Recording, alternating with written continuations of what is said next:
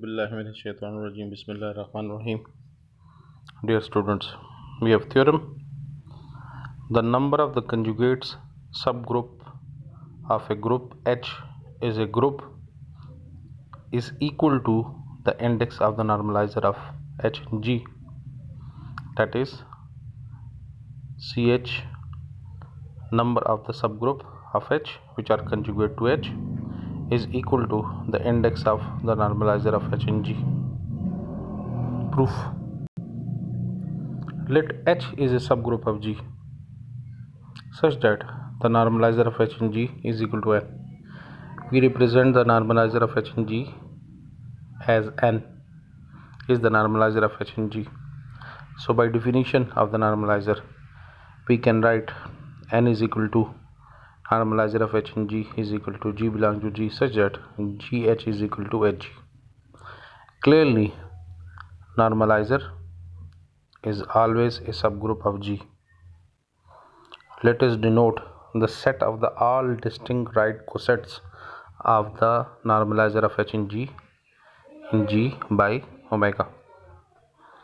We are to prove that the number of the element in omega is equal to the number of elements in CH.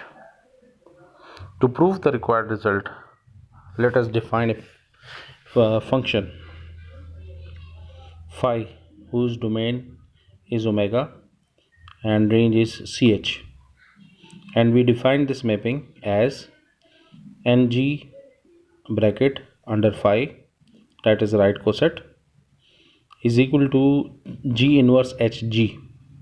First we show that this mapping is well defined. To show this, we will take two elements from the domain, that is ng1 is equal to ng2, where g1 g2 belong to G. This implies that ng1 g2 inverse is equal to n. This implies that g1 g2 inverse belong to n. If g1 g2 inverse belong to n, which must be equal to some element and belong to n, so this implies that g1 g2 inverse is equal to n. So we can write multiplying g2 towards the right side. This will implies that g1 is equal to n g2. Now g1 inverse hg1 is equal to, putting the value of g1 which is equal to n g2 whole inverse h bracket g1 is n g2, applying the inverse property, that is g2 inverse n inverse bracket h and g2. Now g2 inverse bracket n inverse h n bracket g2. We can write n inverse h n as h because n belong to n and n is equal to normalizer of H in G. So we can write n inverse h n as h. So g1 inverse h g1 is equal to g2 inverse h g2, that is n g1 is equal to n g2, implies that g1 inverse h g1 is equal to g2 inverse h g2, that is n g1 is equal to n g2, implies that n g1 bracket under phi is equal to n g2 under phi. This is the definition of that the mapping is well defined. Now also phi is onto, which is clearly from the definition of phi. Next we will show that the phi is 1 1. For this, let ng1 under phi is equal to ng2 under phi.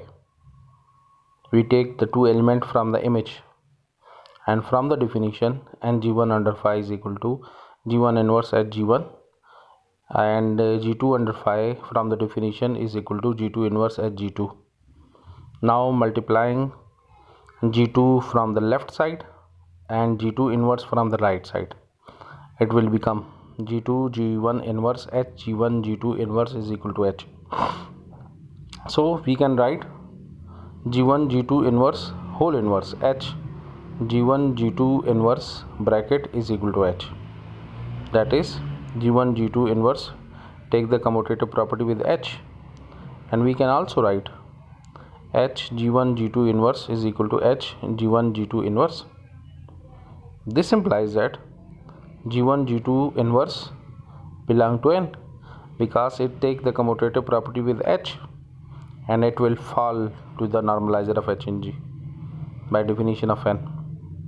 This implies that if G1 G2 inverse belong to N, this implies that NG1 is equal to NG2 from the definition, as we know that NA is equal to NB if and only if AB inverse belong to N, which shows that phi is 1 1, so that phi is 1 to 1 correspondence between the set omega and ch. Hence the number of elements in omega and ch are the same because we establish a bijective function between these two sets, that is ch is equal to the index or the normalizer of h in g. That is proof.